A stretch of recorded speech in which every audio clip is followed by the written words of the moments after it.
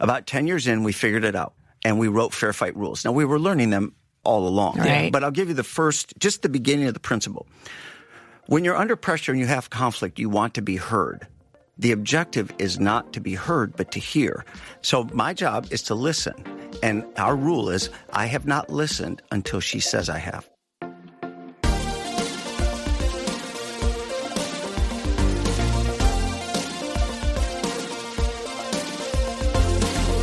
Welcome to Family Life Today, where we want to help you pursue the relationships that matter most. I'm Ann Wilson. And I'm Dave Wilson, and you can find us at FamilyLifeToday.com or on our Family Life app. This is Family Life Today.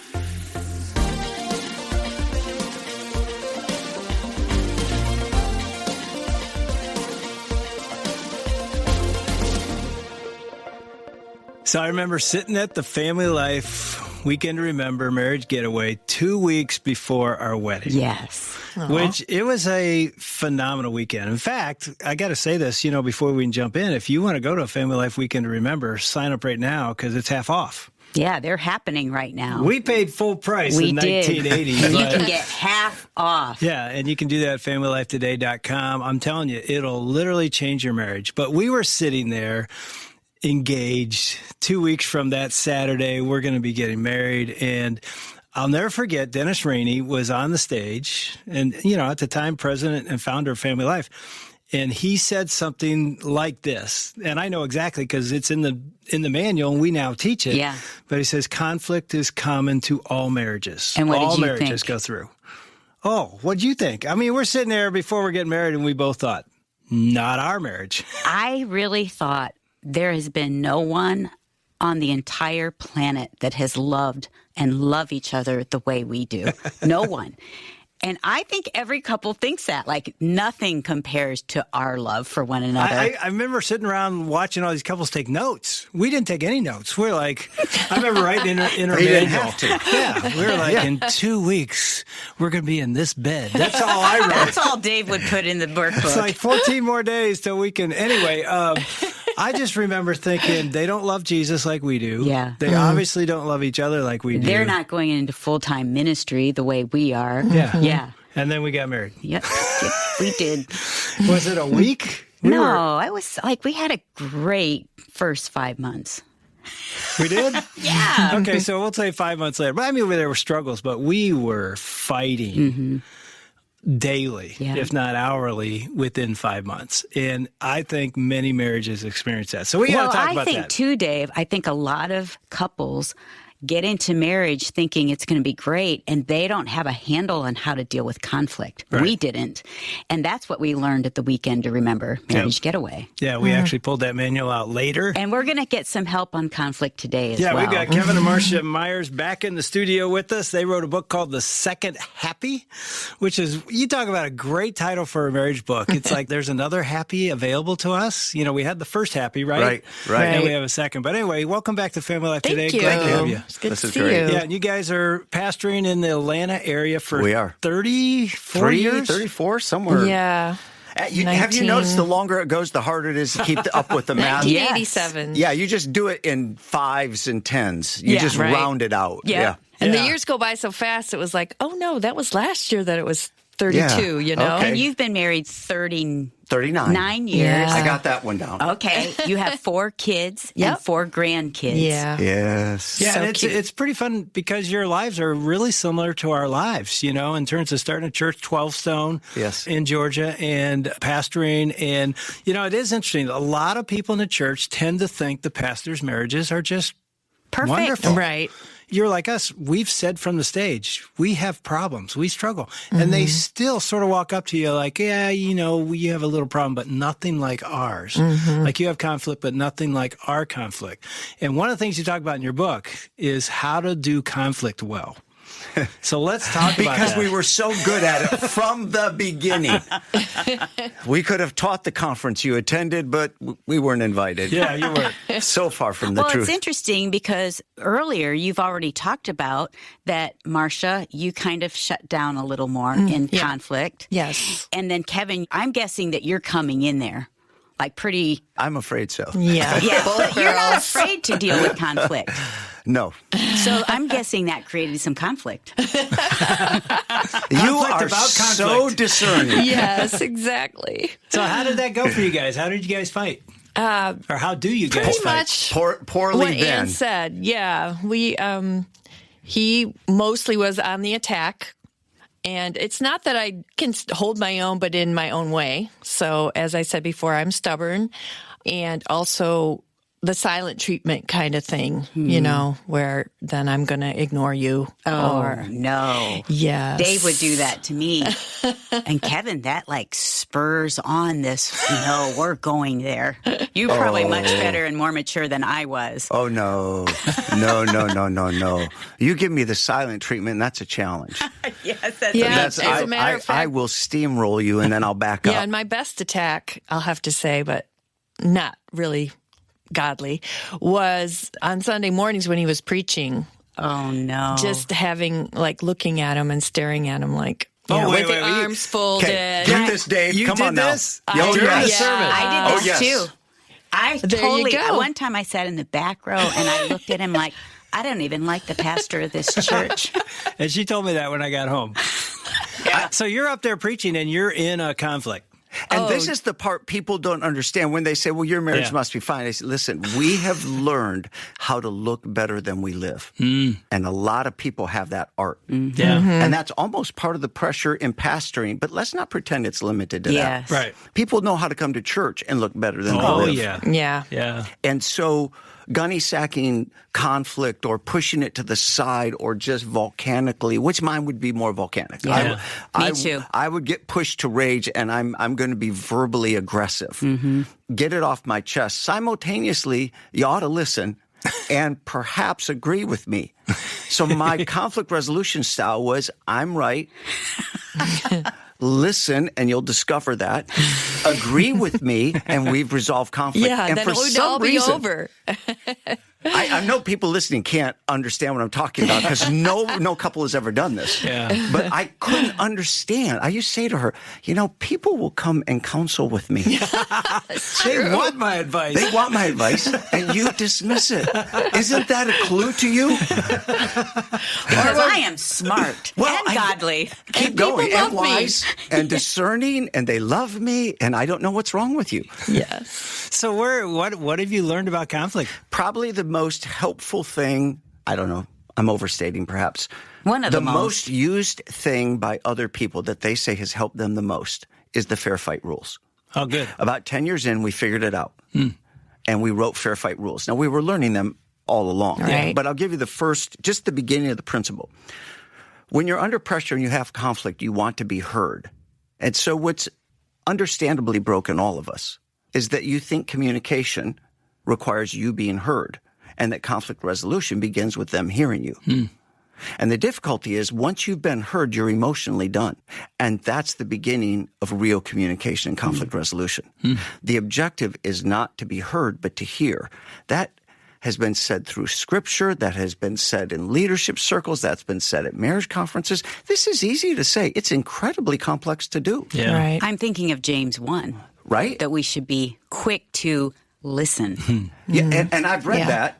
And I've black highlighted. You've I've taught black it. highlighted that. Exegetically, you've Actually- probably torn that apart in the Greek. And do you know what we do? We take scriptures like that and we read them to our spouse. Yeah. The whole point of it was for you to take that in. Right. But I would read it and say, Marcia, be quick to listen. Slow to speak and slow to anger. Honey, that's what's broke right here. So everybody has that challenge on one side or the other. So we set up what we call rules, fair fights. You watch them, used to be boxing, Yeah. Whatever fighting style you prefer that's in the legal realm. They set a time, they've got rules.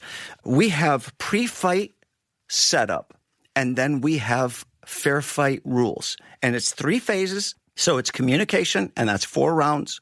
It's compromise, and that's 4 rounds, and if necessary, counseling, 4 rounds. It's not overly complicated, but if you don't know how to resolve conflict, You have to be mechanical before you're emotional, or you'll never build the capacity to resolve it. Oh, that's good. And that's hard. And that's what's hard. Yeah. You get emotional because this is intense, and this is a person who's supposed to love you, and you don't feel loved.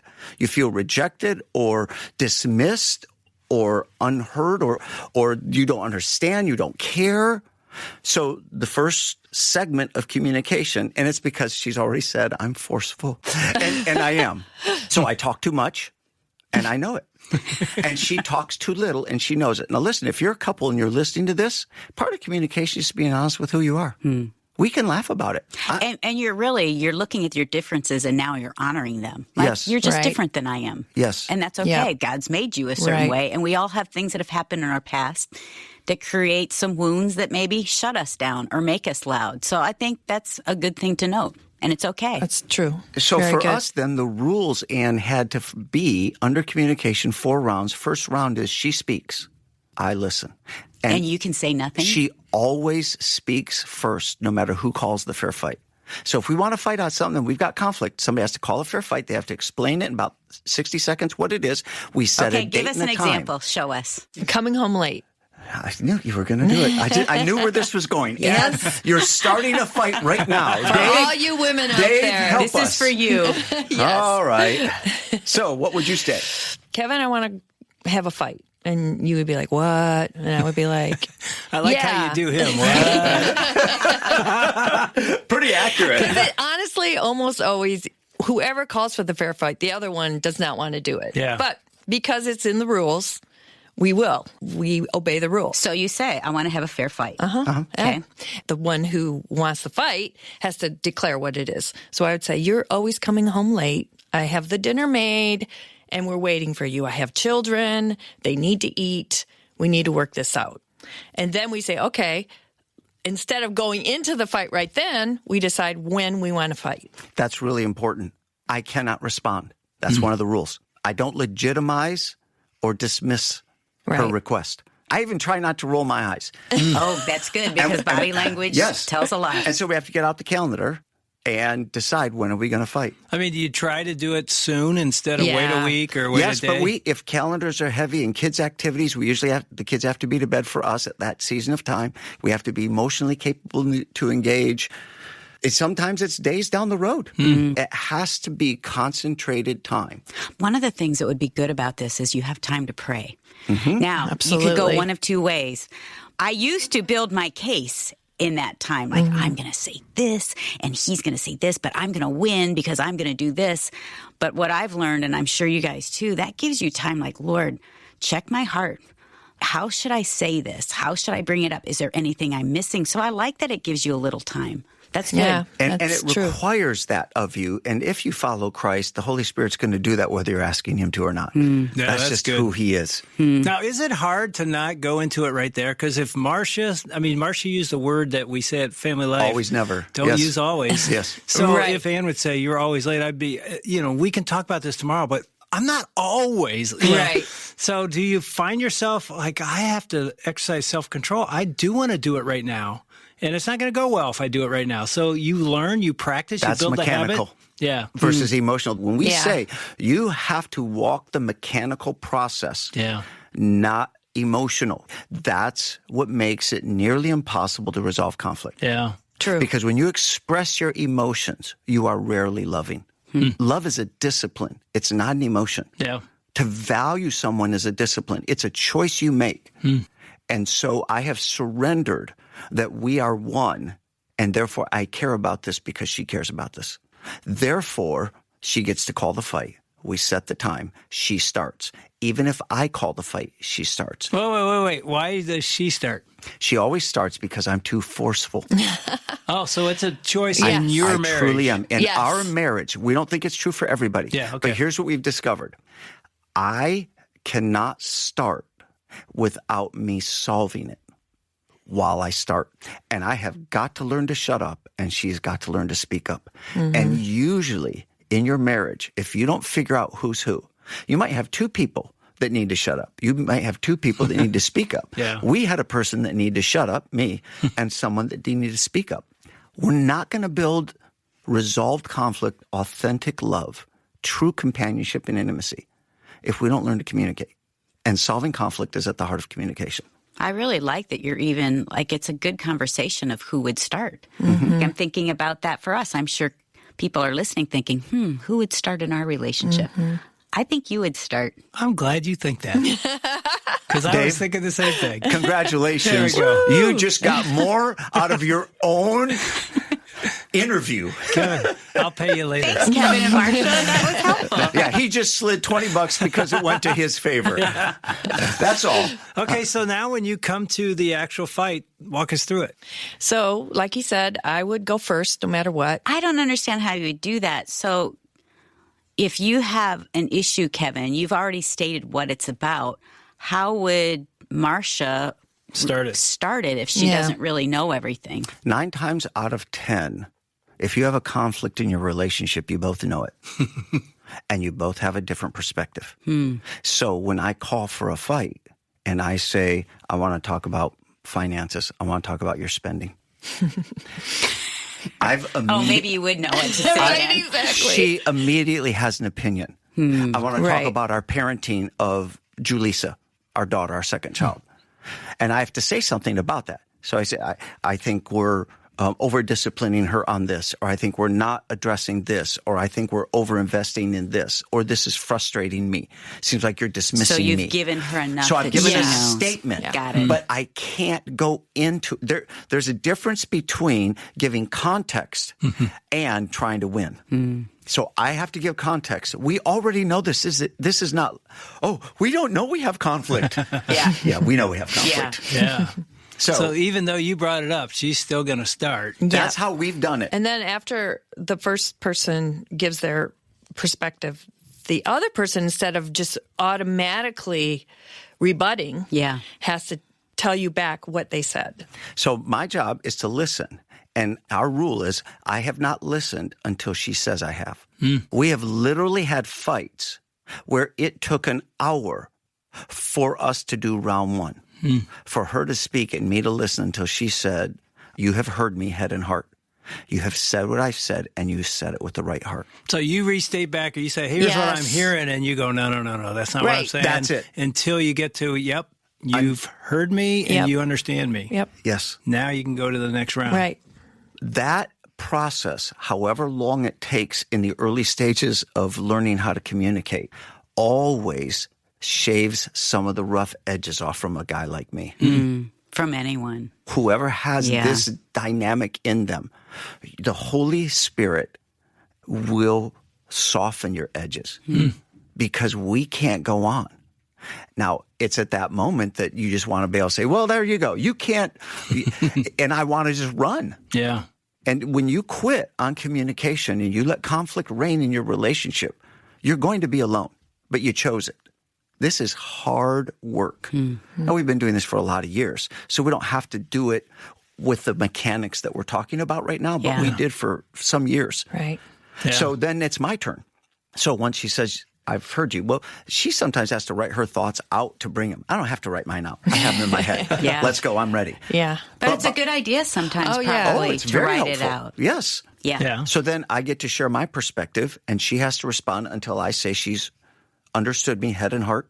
And when you have walked through those 4, if you will, rounds, you have accomplished communication. Everybody wants to solve a problem before they understand the problem. And so it's often broke because you want to compromise before you communicate. See, my job is not to say, all right, here's what I think the problem is and here's what we do. Nope. Would you like to do that? Every single time. In fact, sometimes I start with, here's what we should do and here's why. I start with the solution. Yeah. So this discipline of communication before you find a solution. So the phase 2 is 4 rounds of compromise. And she has to give a solution, and then I make sure that I understand, and then I give a solution, and then we negotiate until we find one. And it does kind of help you understand the other person, too, as you're doing it, because something you wouldn't have thought of. I'm not Kevin, and he's not Marcia. You go, oh, well, that's how he thinks. And now you understand how he thinks. so that the next time you have a conflict, you have that piece of, oh, he usually thinks this way, so maybe the conflict isn't what I think it is. Yeah. You kind of mix the two. And the beauty is you're really getting to know each other. Right, exactly. Exactly what you're saying, Marcia. Like, you're understanding one another so much better. Yep. And you asked her at the beginning to give an example of a fight. Yeah. Let's play this out for people. Remember, you're always home late. And let's take them to our compromise. So after we went through the rounds of communication and then we went to compromise, he, of course, made his points of the fact that sometimes he has to go. He's a pastor. Mm-hmm. He has appointments or something, an emergency crops up. He can't help that. But there are other times when he just needs to finish something, and wants to do it and wants to get it done. So we decided that we would set a specific time for dinner and that he promised he would be home. So I agreed with her. I said, I agree with you. You make a meal. We're trying to build family. We're in the season of building family. And we said we value family above the work I do. And I'm valuing my work above our family because we have a very small slot in which to engage in family togetherness. And it's between 5:30 and 7, and I'm blowing it. So I will get up earlier. I'll get these section of things done for an hour or two at work alone in the office so that by the time I get to the end of the day, I have margin. And I'll be home at 5:30 and you can count on me. Now, if I'm not, it's because there's an emergency, I'll call. But right. I'm going to move it from the exception to the rule and vice versa, which means as a rule, I was late and I made that an exception. That honors her. That requires change for me. That puts our family in the place of valuing that we both said it had. And it literally changed the way I do my calendar in life. It changed the way I think. And I felt like when he was late, there was a good reason. Yeah. So it didn't create the same conflict or exasperation that it would have. When you solve conflict, you also solve future conflict. Mm-hmm. When you actually resolve conflict, right. Absolutely. You set up a marriage where you have less and less conflict over time because you literally build the mutual honoring, mutual understanding, and mutual grace. So we have all sorts of grace because we know the other person is committed to one another. Mm-hmm. Yeah, and I love the concept you've developed of mechanical before emotional, because we often get in a fight and I've done this, like, forget the mechanical. We need to just, and it's because like, no. You can't forget that. That is critical. It's like, obviously as a guy that played football and was around the NFL forever, there's out of bounds. And when you step out of bounds, the play's over. It's like there are rules, mechanical, and they help you get to compromise. They help you get to resolution. And as you said so well, that helps you in the future. Yeah. I mean, I'm thinking of a couple right now that's not been able to fight well. You have just given them tools to help them fight well. And if you forget, listen to this again. Better yet, get the book, The Second Happy, read through the chapters together and say, let's implement this in our marriage. I think it'll take us to a whole other place, because conflict's every day. Yep. It's part of every relationship, every church, every team, every business, every family. And we don't get any training on how to do it well. And today's been a training session on how to do it well. Thank you. It's been awesome.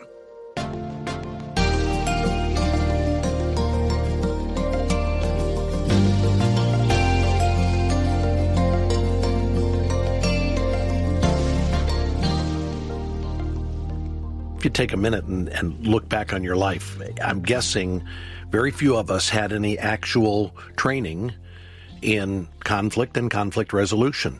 What you saw in your home growing up may have been a destructive pattern, but it's all you knew. Or maybe you saw nothing. Maybe mom and dad never modeled for you what healthy conflict resolution looks like. And I'm guessing most of us have never had any kind of actual formal training on resolving conflict. At the Weekend to Remember Marriage getaways that we host all around the country, we spend time walking couples through the biblical principles about conflict resolution that can help us get to a place where we actually resolve conflict, where we can be at peace with one another, where we can honor and respect one another. I mention that because right now there's a special offer for Family Life Today listeners. If you'd like to attend an upcoming Weekend to Remember Marriage Getaway, you can save 50% off the regular registration fee.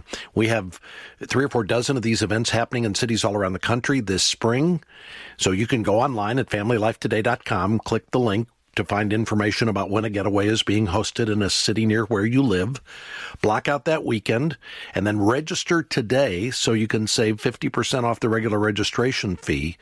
This offer is good this week and next week only, so you need to act on this quickly. Go to familylifetoday.com to find out more about the getaway, find out when it's coming to a city near where you live. You can register online. If you have any questions, call us at 1-800-FL-TODAY. We can answer your questions over the phone. Again, make plans to come to a Weekend to Remember Marriage Getaway, not just to learn about conflict resolution, but about healthy marital intimacy, about God's purpose and design for marriage, about the roles for husbands and the roles for wives. All of it is covered at the Weekend to Remember. And again, you can register right now online at familylifetoday.com and save 50% off the regular registration fee. While you're on our website, check out the book that Kevin and Marcia Myers have written called The Second Happy, 7 Practices to Make Your Marriage Better Than Your Honeymoon. A great book for couples to go through together, or if you're in a small group with other couples, this would be a great small group study to go through as well. Again, check out The Second Happy on our website at familylifetoday.com. You can order from us online or call to order at 1-800-FL-TODAY, 1-800-358-6329. That's 1-800-F as in family, L as in life, and then the word today. Now, tomorrow, we're going to hear more about how to address the hard-to-talk-about subjects in marriage, the elephants in the room. How do we wisely bring up important subjects that could be difficult to talk about? Dave and Ann Wilson will talk with Kevin and Marcia Myers about that tomorrow. Hope you can join us.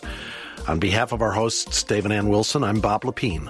We'll see you back next time for another edition of Family Life Today.